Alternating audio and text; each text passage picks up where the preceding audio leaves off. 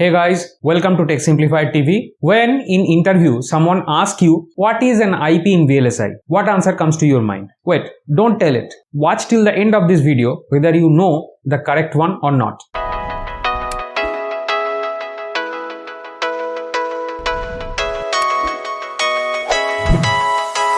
Hey guys, welcome back. In today's episode, we are covering the below topics. What is IP or IP core in VLSI? Why concept of IP was introduced? End customer usage of VLSI IPs. IP classification by genre. IP classification by size. IP classification by distribution package. IP classification by circuit nature. Forms of IP, soft IP and hard IP with visual example. That's the menu for today. Without any further delay, let's begin. Semiconductor IP is the building block of any chip. This you can relate with a very simple graphics. These are the Lego blocks. In childhood, you might have played with the Lego, or in case you have not played, you might have seen these things selling here and there in almost every toy shop. So what the children does with that? So they assemble these things and make a bigger block, which is a functional, maybe a house, maybe a car, something like that. So this Lego block concept in semiconductor is IP. So here you can see in the picture, here you can see red, green, blue, all these blocks are there. And once the chip design engineers have all these blocks ready, they can start building the chip design. Although in the design house, the IPs are not everything. Inside the chip design, each individual design house have their own parts of the design, so they have to design that by themselves, and in addition they have to use the IPs. Now here you can see the picture. You can easily visualize these engineers who are making bigger block with the smaller blocks, so that very much resemble to the chip design process. And once they are assembling and the building is complete, it makes a SoC. That means a system on chip. Generally in ASIC, we have a chip layout, and once the Lego blocks are assembled, you can see that here is a big block is made out of the small blocks with various colors. Now this is the concept of the IP, where the IPs are picked as a bunch. They are used by the VLSI designers, and finally a chip is built by judiciously placing each block in the layout of the actual SoC and getting maximum output from that design. So this slide is a kind of slide where even a layman can understand what is a IP in VLSI. So we are done with this particular slide. Let's move on to the next slide. What is IP or IP core in VLSI? IP is the abbreviation of intellectual property, also known as semiconductor intellectual property, abbreviated as SIP. So interchangeably you might hear these two terms, that is IP or SIP. Both are pointing to the same thing. Don't worry if you hear one place IP and another place SIP. To brandify something, some company may add some other extra text to these things. That is the company specific. In general, these are called IP or SIP. In VLSI design, IP is basically a pre-characterized, sorry for the typo here, building block of any of the digital design or analog design or analog mixed signal design that consists of both analog and digital blocks. So from the previous slide, you have the concept that it is the building block, and different colors means different things. One may be analog, one may be digital, one may be analog mixed signal, and together they make the chip. An IP is always reusable general purpose design block, which can be made specialized upon request. So here comes the functioning of the IP design house, because the IP design houses, they can receive a special request and turn a generalized IP into a specialized IP based on that particular request. So in your company, you see a particular specialized version of the IP that is coming from that kind of special request, which your company has made a request to the IP vendor, and they have modified the basic IP in another shape and given you the specialized shape.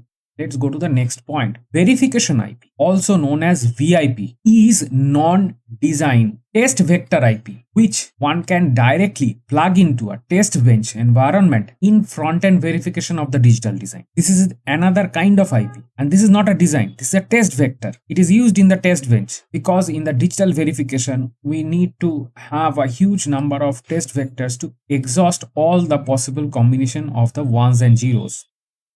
Based on its packaging, functionality, and size, an IP could be called a IP core or IP block. Now, these are two different terms, and these are not the same meaning. Welcome. IP can be distributed as two major formats, that is soft IP and hard IP, based on its design stage or state. We have these things to be covered in later part of this particular episode. To avoid design complexity, previously designed blocks like bus controller, CPU, and memory subsystems are integrated as IP ASIC or SoC design. So also we have further example which you will be able to visualize these things which we have textually have presented here. So this is in a nutshell what is a IP. So IP, maybe it sounds a very short word, however the meaning and the application of the IP is very large and very vast. Historical increase of chip complexity and IP. So here we start with around 70s timeline where any IC was consisting of 10K gates maximum number. Later, as I move in this particular slide, one block to another, we are jumping off by a decade and the corresponding number of gates. So once we jump a decade, now the design becomes of 30K gates and the chip which was in the previous decade used as a full chip now becomes a sub chip. You can see by the color and the shape. Now once we jump another decade, the chip consists of 100K gates and now the previously designed full chip becomes a sub chip. And at the last part, we come to our present scenario where we are designing a ASIC chip or system on chip. So there, whatever in previous decade was the full chip now becomes a sub chip and we have other different blocks. Now these blocks, as you in timeline you can see, so one small block is the part of a bigger block. However, each small unit block has to be designed by the designers. And from here, the concept of IP was borrowed so that to make a bigger chip like we have in the rightmost part of this slide. So here you can see the ASIC one. Here if we have to design this entire big block from scratch, then it will be huge time consuming and hence these parts are purchased as IP and maybe this part is designed in the company and this part is also purchased. And once all these things are assembled, the chip becomes a full chip in today's scenario. So that's the kind of graphical interpretation of the origin concept of the IP. Why the concept of the IP was introduced? We had the visuals in the previous slide. In this slide, we will be describing it by the text. Building each block and its sub block for a major design every time would increase the design to tape out duration and sub blocks are more prone to faults. In previous slide, the rightmost block, which is the biggest block, if we try to do everything from scratch, we'll end up having miscellaneous errors in miscellaneous part.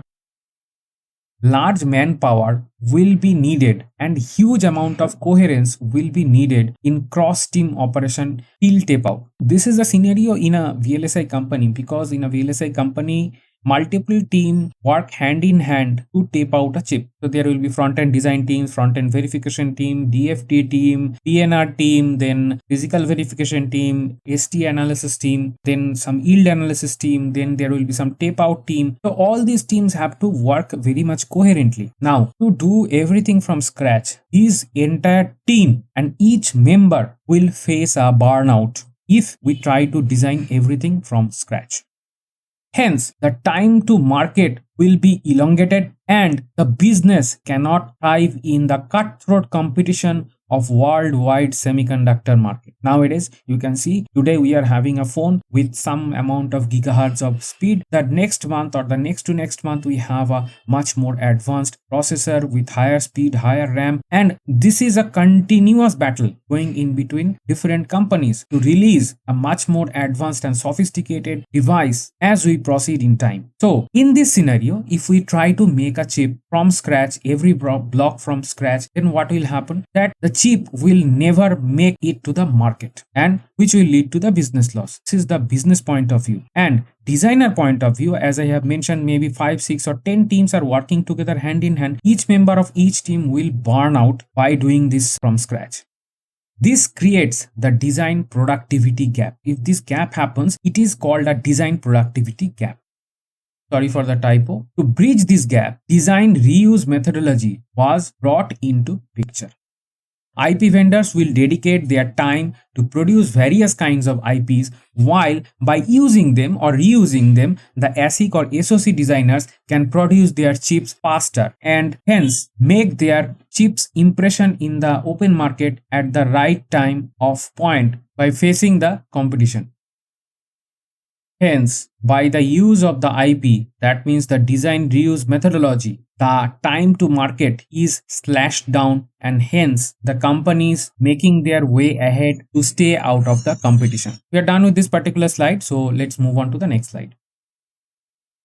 End customer usage of VLSI IPs. So before going any further, let us look in what sectors the IPs come in our hand in different form and shape. First is the IT and telecom.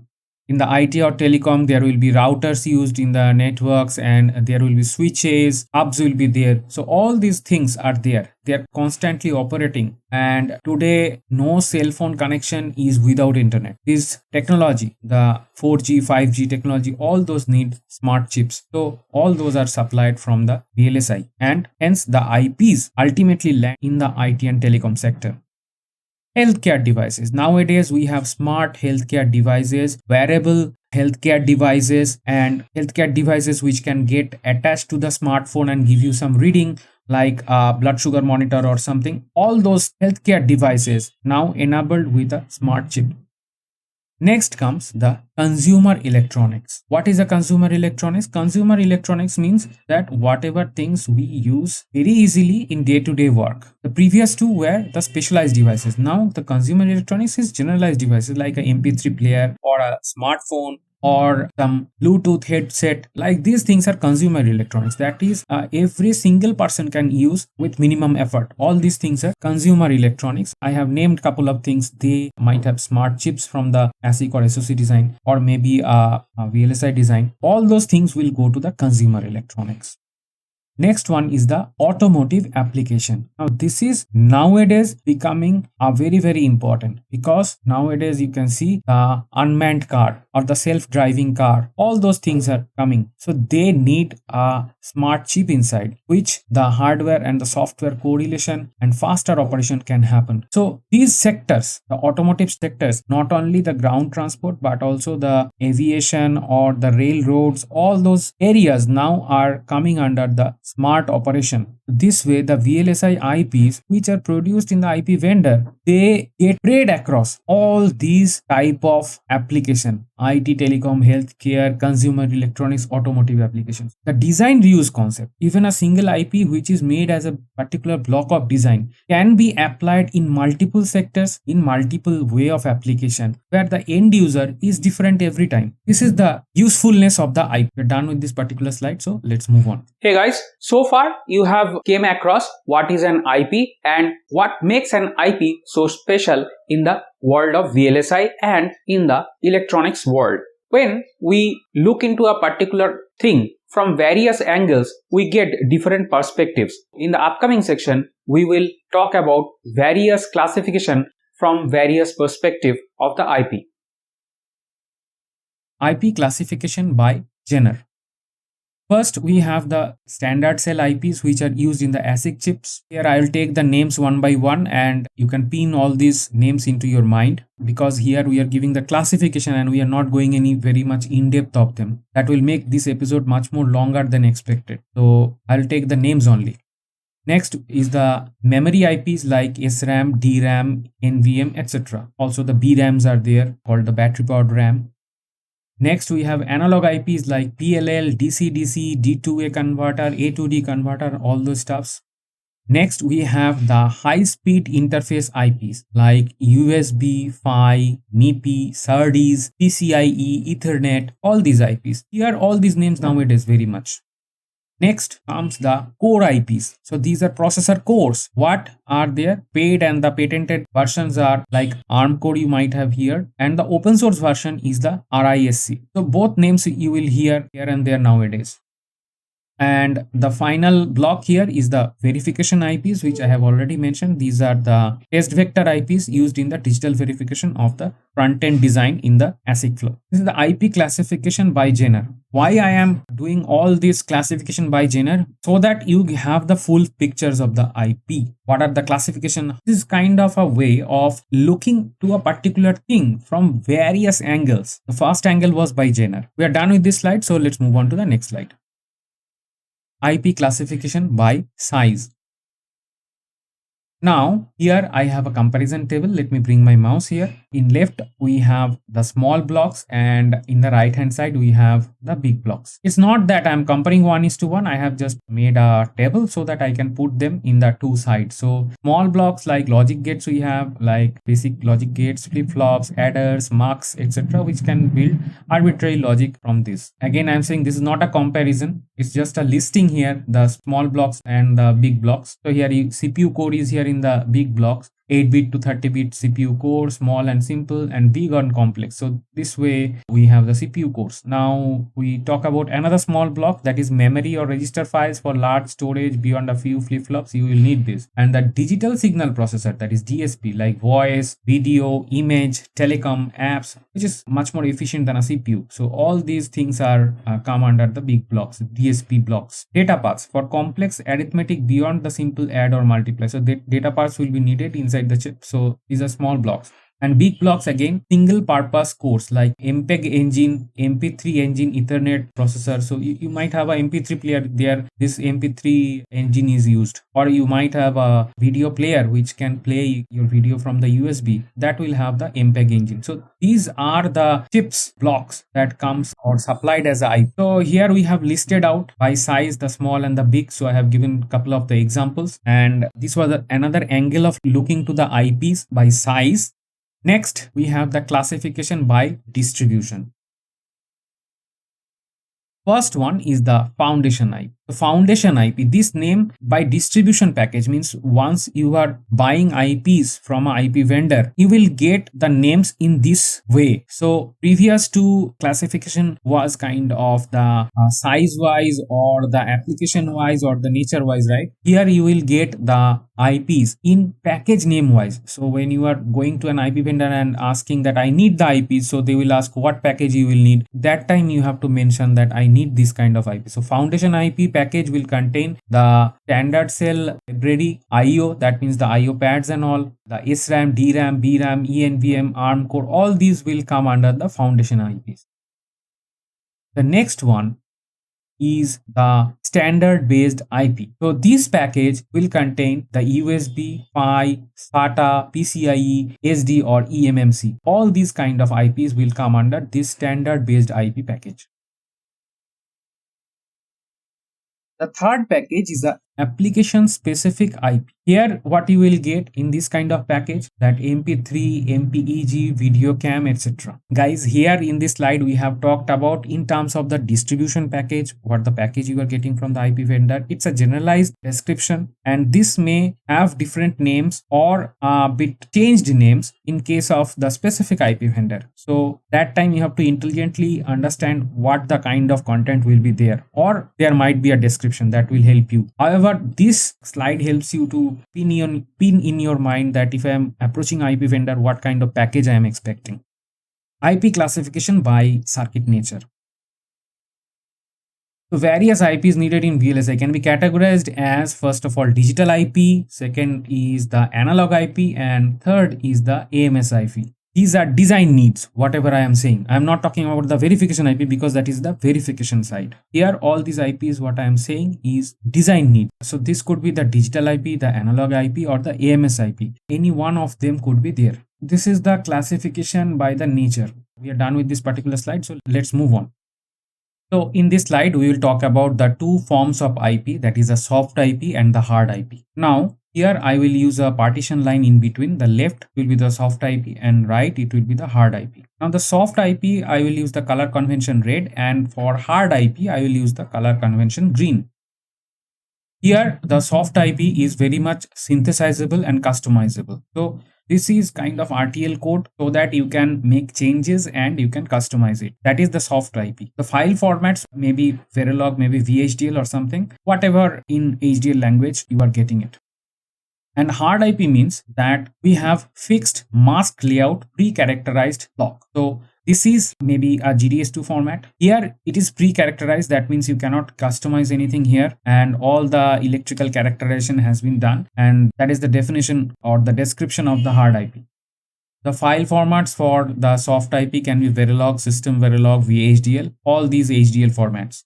Whereas the hard IP can be transferred in form of GDS2, SPAF, DSPF, maybe Oasis, maybe another format. Okay, so these are fixed layouts, so you cannot do any changes here. So the very short and simple description of the soft IP and the hard IP with example. Now here I have used the red color convention for the soft IP and I have used the green color convention for the hard IP. In the next slide, I am going to use the same color convention. So without any further delay, let's move on to the next slide. So far, you have come across what is IP classified into different categories. In the upcoming section, you will see inside a chip what all the IPs are used and in what form.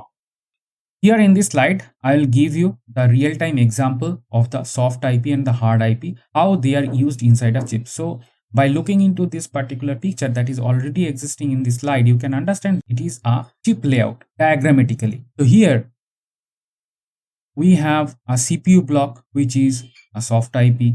Again, inside that we might have the cache memory which is hard IP. The same could be for the GPU block. Nowadays we have the GPU because nowadays the graphics is high on demand, right? And the cache could be the hard IP, whereas the GPU block is of the soft IP. Then we have the audio video codec, which is soft IP. MCU is the soft IP. DSP will be soft IP. Security blocks will be in the soft IP format. And the interconnectivity IPs will be also in the soft IP format.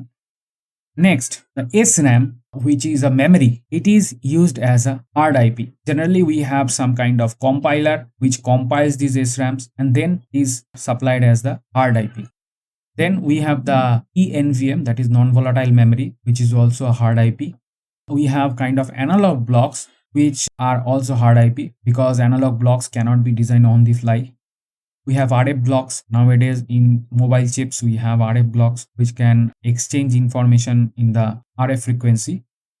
And next goes our interface and the PHY element. So this is a very important in today's chip because we nowadays have different kind of ports and data transfer mechanism through different kind of IPs like the USB, the PCIe, the SATA, the MIPI, the HDMI, the LPDDR. So all these will be hard IPs, and the controller of all these interfaces will be supplied in the form of soft IP. So here I have diagrammatically made you understand that what type of IPs are used. That means soft IP and hard IP type, which type of IP are used in a chip, that is SoC or ASIC chip. So there what parts are started with soft IP and where we directly use the hard IP. So this gives you a concept with this particular diagram. You are done with this particular slide, so let's move on. Now let us summarize what we have learned so far so that we have a gist that we can store in our mind. Semiconductor IP is a critical part of the legendary big chips available today. Nobody has time to build every block they want from scratch. Hence, IPs are short time to market, that is pre-designed. This is well explained in the previous slides. Hence, the IP industry exists within the VLSI industry. So IP industry is a huge portion of the VLSI industry because of the complexity of the designs today of the multi-million gate chips. IPs provide faster performance due to optimized algorithm and implementation. So IPs are mostly pre-characterized, so they are optimized in terms of timing or IR drop, EM, etc. All of them, they are faster to implement. Digital IP, standard cell libraries, CPU cores, memory compilers are common. We have two variants of the IPs, that is soft and hard IP. Analog IP is the mostly the hard IPs are available today. Analog blocks cannot be very much customized because the analog design flow, the semi-custom or full custom design flow is different from the ASIC design flow, and that's why the analog IPs are hard IPs. Still, it is a big and active research area for digital and analog. So if you are a student, undergraduate student, if you are looking for kind of project to work on for internship, you may be end up into a particular team where development of a IP or some innovative design of a IP is ongoing. So because this is a very much area where the research and development continuously ongoing to make the blocks much more efficient. The reason you already have came across that IPs can be applied and various types of designs in various areas. So this way the thing will be very much important, and hence it has a huge prospect for the research and development. So we are done with this particular slide, so let's move on. Thank you very much for watching up to this point, and don't forget to like, share and subscribe. In case you have some dislikes, put that as in comments in the comment section down below, and bye for today.